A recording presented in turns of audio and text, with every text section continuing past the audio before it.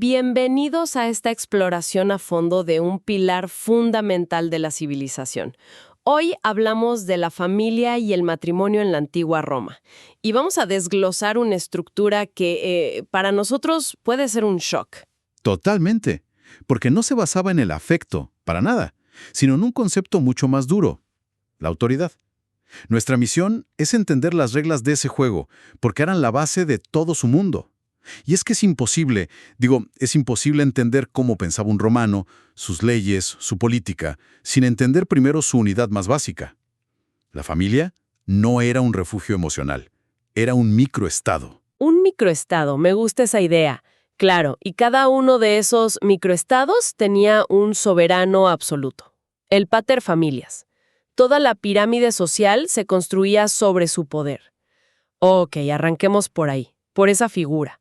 Cuando decimos pater familias, la traducción literal es padre de familia, pero me imagino que no es para nada tan simple. ¿Qué significaba ser el pater familias en la práctica? Significaba ser, la única persona legalmente completa. Era el único que tenía lo que los romanos llamaban la condición de sui iuris. Hagamos una pausa ahí. Su y iuris. Suena a un término legal súper importante. ¿Qué quiere decir? Literalmente es de derecho propio. O sea, piensa en esto como ser el único con capacidad para, no sé, firmar un contrato, para ser dueño de propiedades, para demandar a alguien. El único. El único. Era como el CEO de la corporación familiar. Todos los demás, su esposa, sus hijos, sus nietos, sus esclavos, no eran personas jurídicas independientes. Estaban bajo su poder. Eran, digamos, parte de los activos de esa corporación. Espera un momento. ¿Me estás diciendo que un general de 40 años, con legiones a su cargo, legalmente no era dueño ni de su propia espada? Exactamente. Todo lo que ganaba iba a la cuenta de su padre de 70 años. Exactamente. Ese general era alieni iuris. Alieni iuris, que significa de derecho ajeno. Legalmente era una extensión de la persona de su padre mientras éste viviera. Y esto nos lleva a una idea que, nos va a explotar la cabeza. El parentesco. Para los romanos al principio, la sangre no era lo más importante. ¿Cómo que no? ¿Entonces qué era? Lo importante era el vínculo de poder, el parentesco agnaticio. Este vínculo se basaba en estar sometido al mismo pater familias, o sea, la lealtad a la misma autoridad. Eso es. Y solo se transmitía por línea masculina, porque era una línea de sucesión de poder. Por eso, tus hijos y los hijos de tus hijos varones estaban en tu familia. Pero los hijos de tu hija, legalmente pertenecían a la familia del padre de ellos. O sea que para la ley romana original, mis nietos por parte de mi hija no eran considerados mi familia. Estaba en contra de toda intuición. ¿Por qué lo veían así? Porque la familia era una unidad política y de patrimonio. Se trataba de mantener el poder y los bienes dentro de un linaje claro. El otro tipo de parentesco, el cognaticio, que es el que conocemos hoy, el de sangre. El biológico. Exacto. El biológico, al principio, era legalmente irrelevante. Pero, claro, la vida real se impone. La gente quiere a los hijos de sus hijas. Y con el tiempo, los jueces y luego los emperadores empezaron a darle más y más importancia, hasta que se convirtió en el principal para heredar. Entendido lo del parentesco. Pero volvamos a ese poder del pater. Mencionaste que era un soberano absoluto. ¿Qué tan absoluto? ¿Hablamos de poder de vida o muerte? Sí, hablamos de eso. El poder sobre sus descendientes se llamaba la patria potestas. Y era brutal. Incluía el derecho de vida y muerte. Podía vender a un hijo como esclavo o incluso abandonarlo al nacer. ¡Qué fuerte! ¿Y existía el abandono noxal? Si tu hijo cometía un delito, en lugar de pagar una multa, podías entregárselo a la víctima para que saldara la deuda con su trabajo. Una locura. ¿Y sobre la esposa? En ciertos matrimonios, el marido ejercía la manus maritalis. La mano del marido. Exacto. Era un poder muy similar que la ponía en la misma situación legal que a una hija. Y esto puede sonar salvaje, pero para un romano tenía su lógica. Como decíamos, la familia era un estado en miniatura. El pater no era solo un padre, era el juez, el gerente y el general de esa unidad. Claro. Pero un sistema tan rígido tiene que tener problemas prácticos. O sea, ¿cómo podía un comerciante o un político hacer negocios si legalmente no era dueño de nada? ¿Cómo funcionaba la economía romana con esta regla? Ahí es donde la realidad empieza a romper la ley. Los romanos eran prácticos y se inventaron una solución genial: el peculio. El peculio. En su forma más básica, el peculio era como una pequeña caja chica. Un conjunto de bienes o dinero que el padre le daba al hijo para que lo administrara.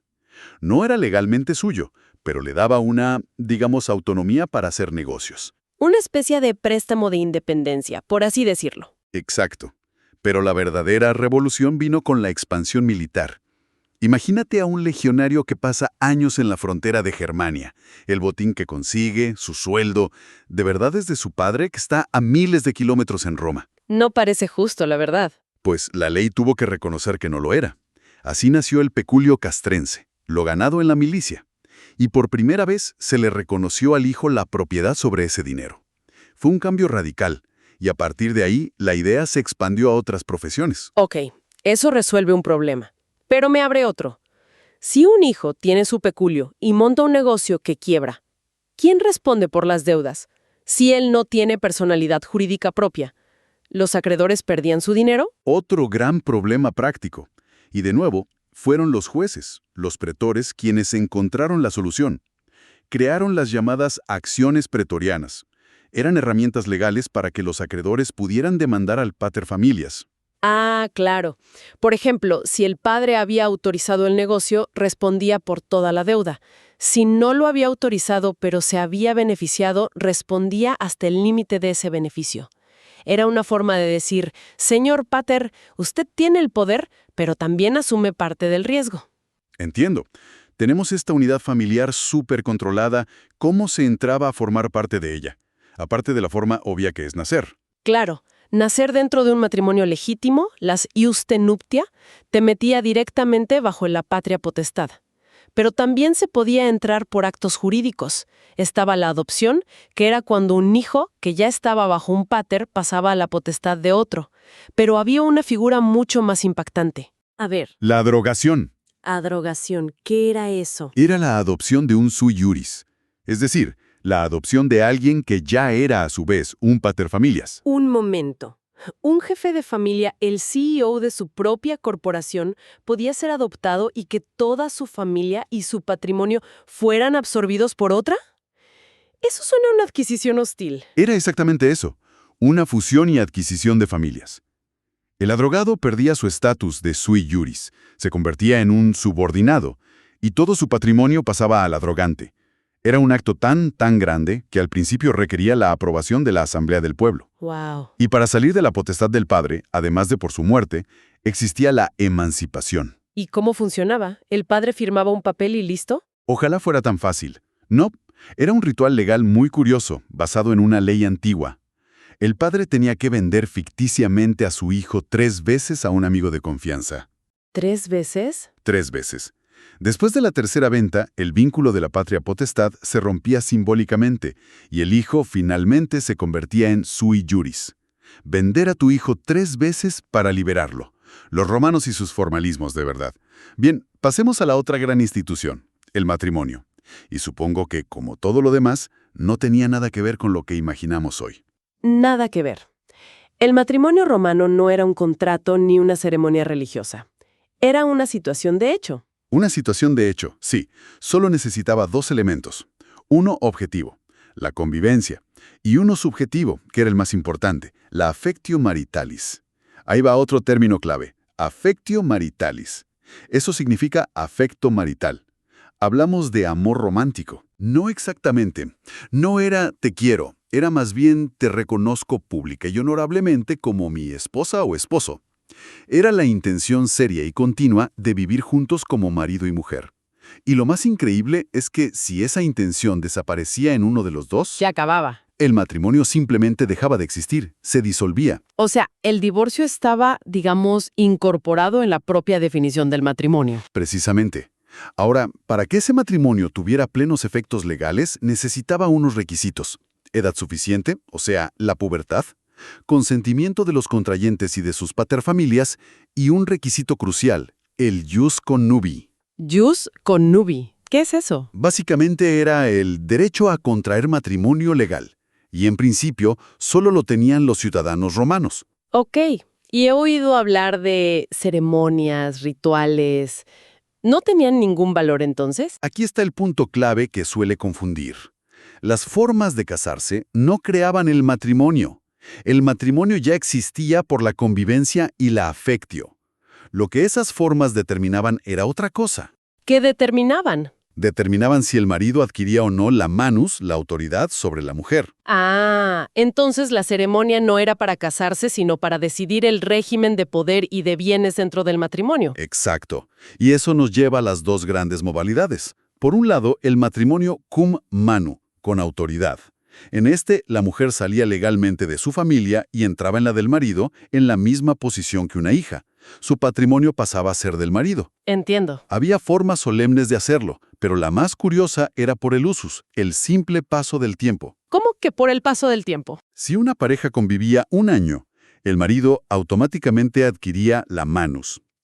Pero la ley, de nuevo, ofrecía una salida muy ingeniosa. La mujer podía evitarlo si se ausentaba de la casa por 3 noches seguidas cada año. ¿En serio? Sí, se conocía como la trinoctius usurpatio. Es increíble. Me imagino la escena. La esposa diciéndole al marido, «Querido, me voy de fin de semana largo a casa de mis padres». Y en realidad era un movimiento estratégico para proteger su herencia.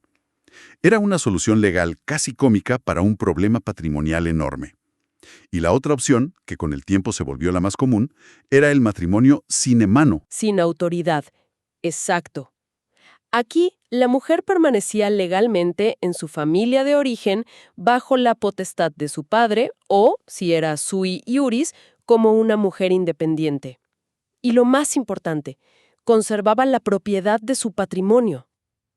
Entiendo, una opción mucho más moderna, por así decirlo.